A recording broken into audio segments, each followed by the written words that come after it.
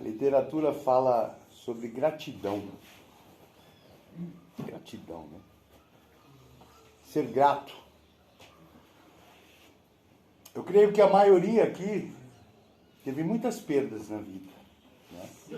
Perdas materiais, emocionais, financeiras, familiares, perdas que de fato doem. E muitas delas vêm em mente, muitas delas costumam serem lembradas, né? Agora, o que eu faço com isso que eu lembro? Eu fico remoendo, ressentindo, cutucando a ferida porque dói, me lamentando? Não devemos fazer isso.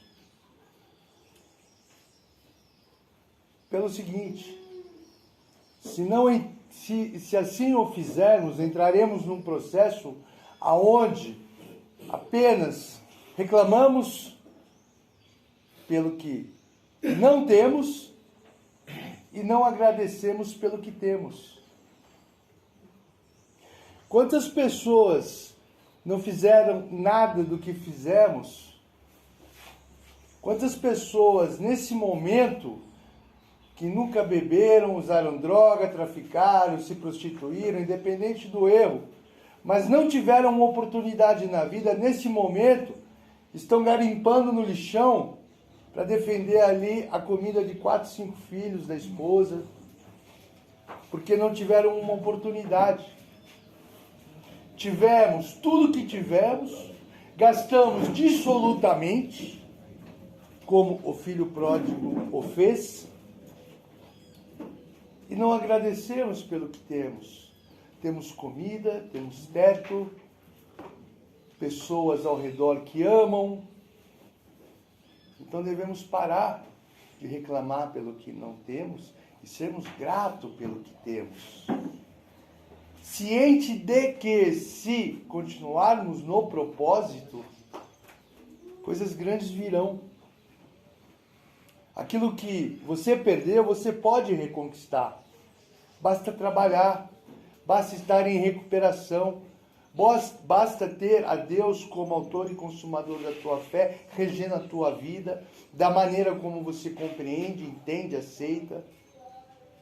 Muitas vezes se pede e não recebe. Por quê? A palavra de Deus diz o quê? Pedi e não recebeis, porque pedis mal para gastardes em vossos prazeres e deleites. O que você está pedindo? É algo que vai agregar a tua vida? É algo que vai te impulsionar a uma qualidade de vida? Ou está pedindo para gastar em vosso prazer e deleite? Farra. A programação ensina pra gente que eu pedir aquilo que eu não estou preparado para receber seria o mesmo que pedir problema. Você tem habilidade para receber o que você está pedindo? E se for entregue isso para você, você vai saber lidar com isso? Ou vai se tornar um problema? Existe uma cena daquele filme Náufrago, com o Tom Hanks, onde por muito tempo não chove. E ele sedento, querendo água doce para beber. E não vem, e não acha coco. E ele pede e não chega. Água, não chove. E quando chove, é uma tormenta de água que ele se vê numa situação totalmente caótica. E ele fala o quê? Eu me recordo disso. O que até então parecia bênção se tornou maldição. Então você está preparado para receber a bênção, ou aquilo que você pede pode se tornar uma maldição na tua vida? É isso que fala para a gente hoje. Se você não recebeu, não é que Deus é mau com você, é que Ele te ama. Porque Ele não vai te dar algo que vai destruir a tua vida. Então não bate o pezinho. Não brinco mais, estou de mal. Deus não é bom comigo. Ele é amoroso, carinhoso, bondoso, tanto que não te entregou ainda. Você tem que estar preparado para receber.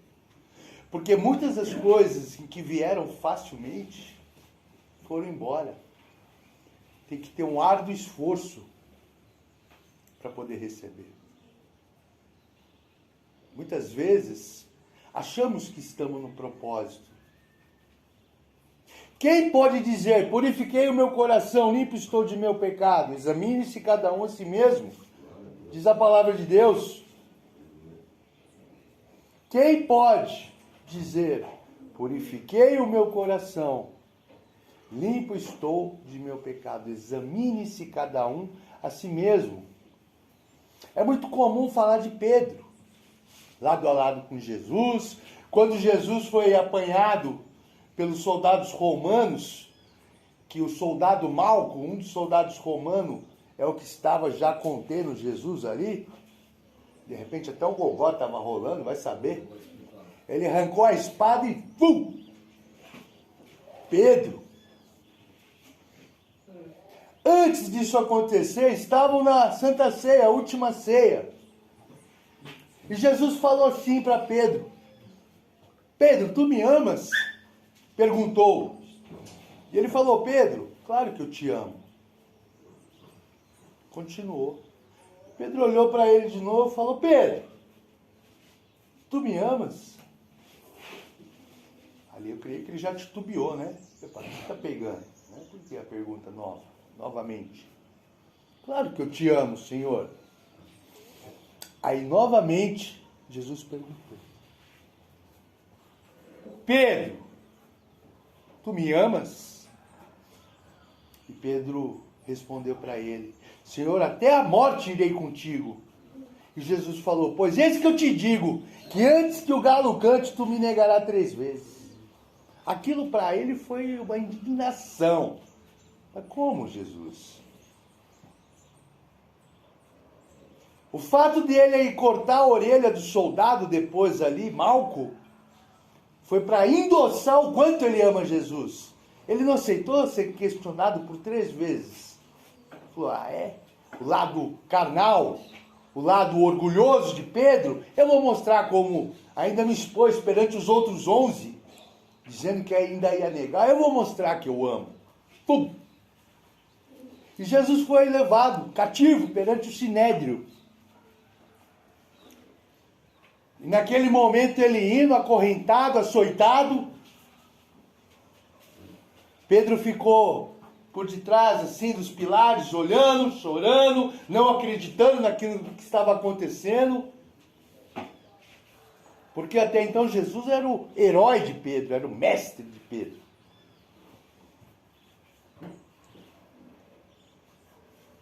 Aí chegaram e falaram: ei, você aí, você é um deles. Você é um deles. Ele falou: não, sou nada, nem conheço esse cara. Aí outra pessoa virou e falou assim: não, você é sim, eu já vi você junto. Você se veste como um deles. Você... Não, não sou não. Uma terceira pessoa falou: mas você fala como um deles. Ele falou: eu jamais vi esse homem. E nisso o galo cantou. Veja bem. Então, prendendo-o, levaram e o introduziram na casa do sumo sacerdote. Pedro seguiu de longe. Quando acenderam o fogo no meio do pátio e juntos se assentaram, Pedro assentou-se entre eles. Uma criada, vendo-o assentado ao fogo, fixou os olhos nele e disse: este homem estava com ele, mas ele negou: mulher, não conheço. Um pouco depois, vendo o outro, disse: mas tu és também um dele, se veste como um deles. Pedro disse: não sou. Passada quase 1 hora, outro afirmava: também este verdadeiramente estava com ele, a Galileu, fala como um deles. E Pedro respondeu: homem, não sei o que dizes. Logo estando eles ainda a falar, o galo cantou. Virando-se o Senhor, olhou para Pedro, e Pedro lembrou-se da palavra que o Senhor lhe havia dito: hoje, antes que o galo cante, me negará 3 vezes. Então Pedro saiu dali e chorou amargamente.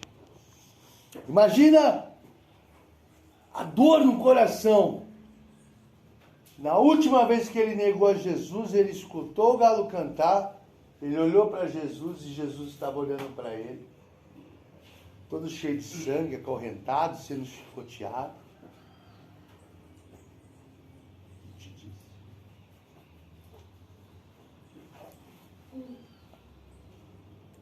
Aquilo tudo ali, sacrifício numa cruz, foi em prol da sua vida. Jesus morreu como um maldito. A Bíblia fala lá em Isaías, maldito aquele que pendurado no madeiro. A morte de cruz no Gólgota, que quer dizer Monte da Caveira, ali só ia safado, pilantra, ladrão sem vergonha, comédia. Ali era tudo a pior raça que existia. Só as coisas mesmo. Eu tive o privilégio de conhecer esse local. Eu estive por um tempo em Israel, na Terra Santa. E atrás do Gólgota, onde ficavam as cruzes, tinha um muro. A hora que retiravam os corpos das cruzes, eles pegavam no pé e na mão, balançavam assim, ó, fum, e jogavam por cima do muro o corpo. E ali atrás era um monte de corpo de negro. Mas sabe, pô.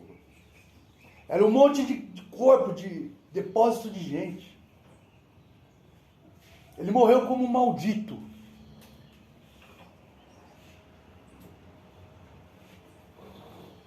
Ele não precisava passar por aquilo. Mas ele passou e fez por amor à sua vida. Lá no livro de Isaías fala que assim como a ovelha vai para o matadouro, ele não abriu a sua boca. Ele apenas foi. Ele sabia que ia ser azedo. Ele sabia que ia ser dificultoso, tanto que quando ele estava orando no Jardim das Oliveiras, antes de ser preso pelos soldados, ele falou: Pai, se possível, afasta de mim esse cálice, mas seja feita a tua vontade, e não a minha. Ele não queria passar por aquilo, porque ele sabia que ia ser dificultoso, ele sabia que ia ser doloroso, mas ele fez a vontade do Pai, sem precisar. Porque ele não faz nada de errado para merecer aquilo. Mas o amor de Deus era tão grande, que Deus enviou ao mundo, seu Filho unigênito ao mundo, para que todo aquele que não crer, que nele crê não pereça, mas tenha vida eterna. Foi por amor à tua vida. E ele foi honrado até na morte. Embora numa cruz, no madeiro, como maldito. Por quê? Porque o corpo dele foi o único que foi permitido ser sepultado e não jogado por cima do muro. Por que que eles morriam, muitos com o joelho quebrado? A cruz, ela é o seguinte: uma vez que se prega, na cruz existe, aqui atrás do joelho, na cruz uma tábua, que mantém a perna flexionada. Porque se o cara ficar pregado e ficar em pé, esse cara não morre.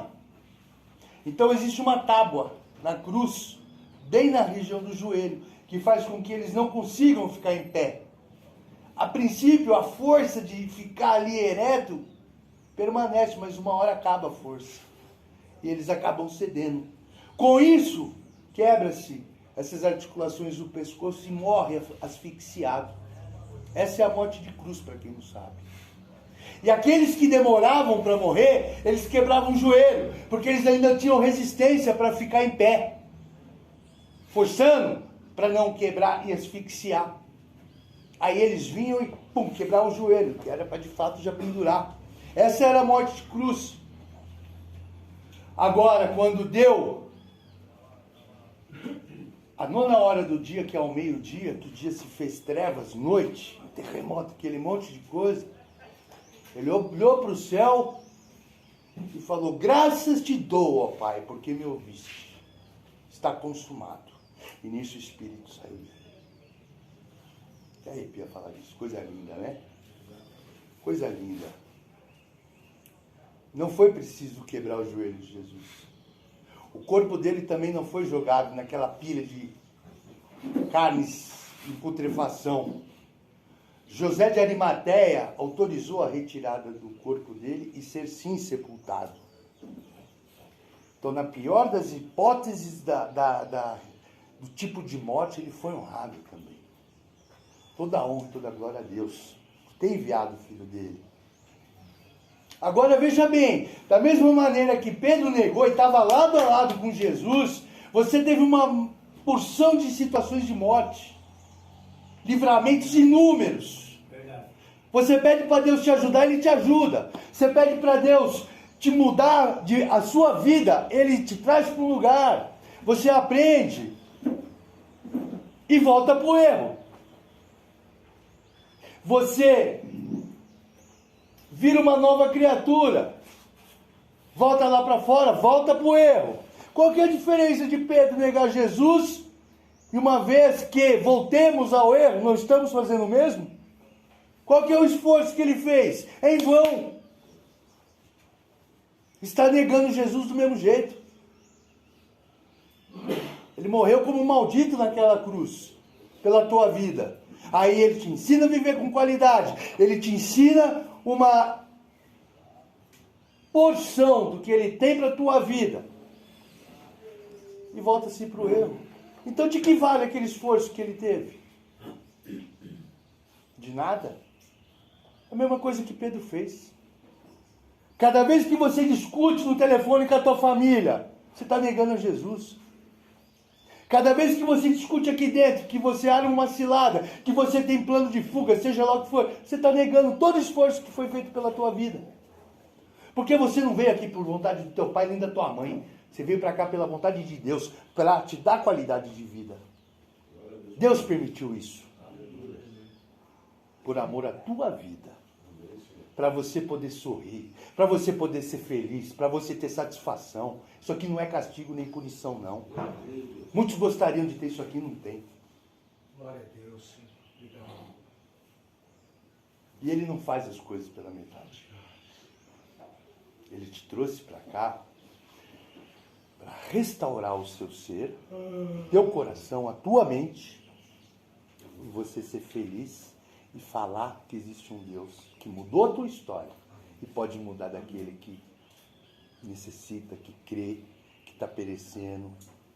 Você ser testemunho vivo do amor de Deus.